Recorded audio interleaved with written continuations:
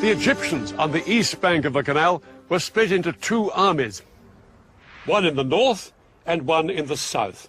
100,000 men and about 1,000 tanks, well dug in and well defended by minefields. They looked impregnable. But one of Sharon's patrols had discovered a narrow gap, just 1 mile wide, between the two armies at this spot, where the Suez Canal joined a large salt lake. Sharon was ordered to push through here with his tanks, widen the gap, and secure a corridor through to the canal. The Israelis would bridge the canal, and hundreds of tanks would then pour across it and fan out north and south to cut off the Egyptians from behind. The Egyptians' positions on the eastern canal bank would then be untenable.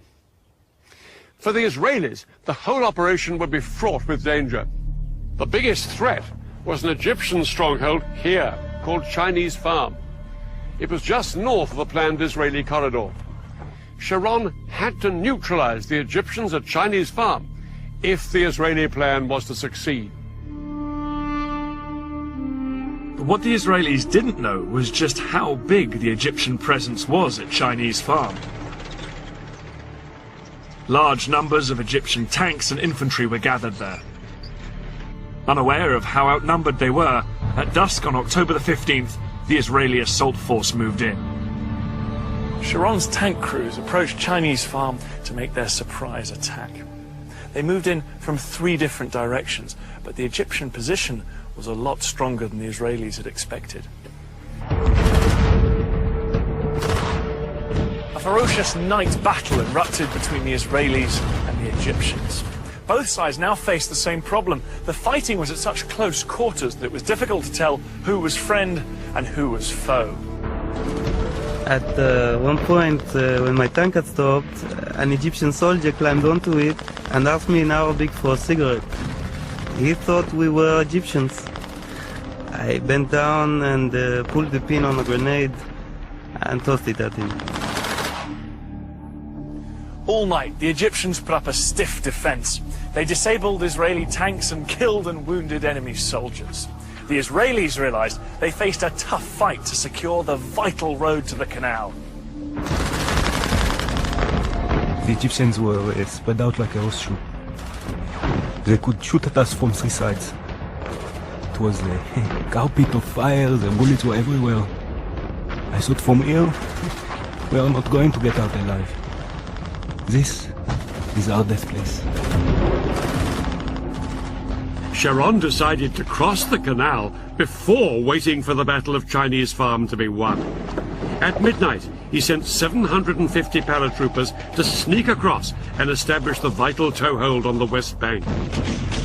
His men had been totally unopposed.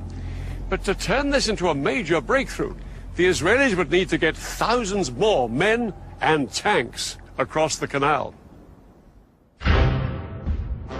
In fact, the Israelis had built a mobile bridge a year before the war for just this purpose.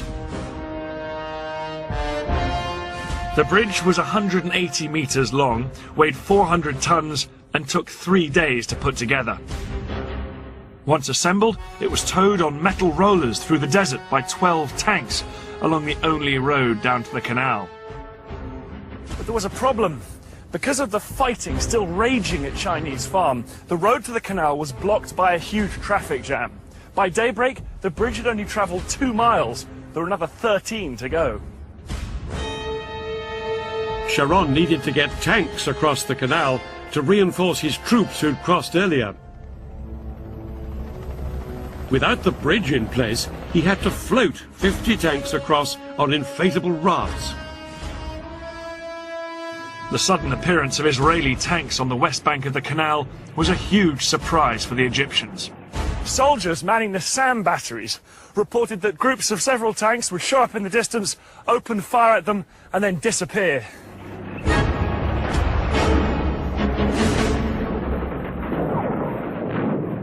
Later that day, on the evening of October the 16th, the Israeli Prime Minister Golda Meir triumphantly told the Israeli parliament their troops had crossed the canal into Africa. In reality, it would be another 2 days before the Israelis secured the corridor to the canal. It wasn't until October the 19th that the bridge was finally in place.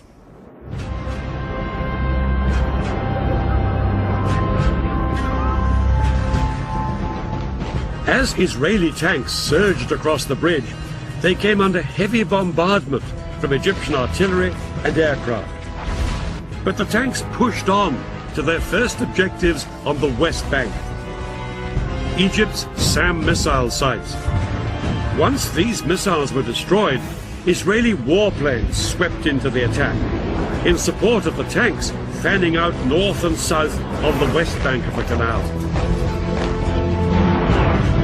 Egypt's Third Army, here on the East Bank, was soon in danger of being surrounded. Shazli urged that some units should be pulled back here to the West Bank to fight the Israelis. President Sadat replied abruptly, "No retreat." He believed that reducing forces on the East Bank would risk losing everything they'd fought for. But Sadat was ready for a ceasefire.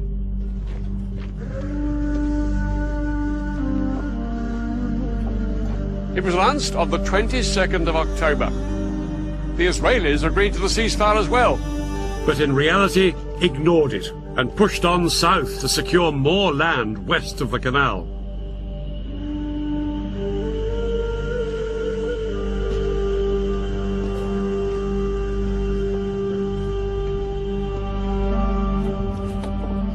By October the 23rd, the Egyptian Third Army was surrounded. The supply lines of its 45,000 men were cut. With only 4 days of food and water left, it wouldn't be long before they were starved into submission.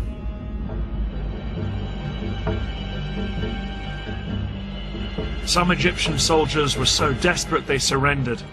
Others hung on.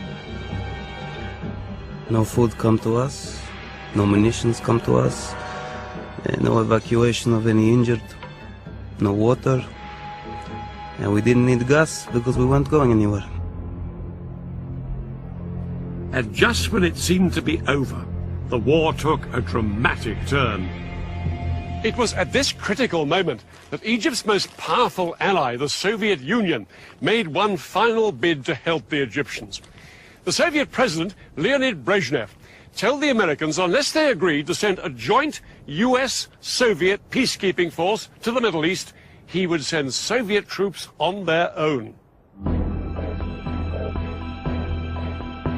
The Americans were determined that no Soviet troops would enter the Middle East. In a sudden escalation, America put its nuclear forces on alert. US nuclear missiles were readied in their silos, and 2 aircraft carriers with nuclear strike forces were ordered to the eastern Mediterranean. The implied threat of nuclear war forced Brezhnev to make a choice: to escalate or to climb down.